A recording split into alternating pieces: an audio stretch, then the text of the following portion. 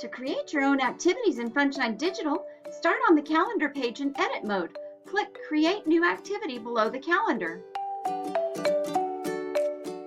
The Select Lesson Plans drop-down allows you to choose whether the activity will go on your Funshine Daily calendar or your Christian calendar if you have one.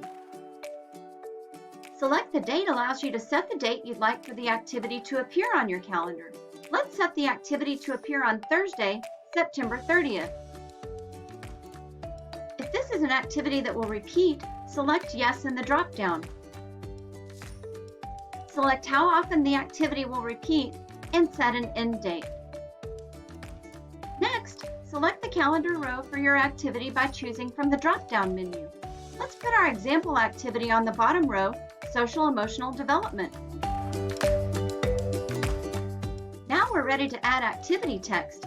Let's add a title and an activity summary. Then you can add the materials you'll need. You can choose the bulleting function to bullet your list. Now we're ready to add activity instructions. When you're finished creating your activity, click Save. In Calendar Edit mode, you'll see your newly created activity with the title underlined.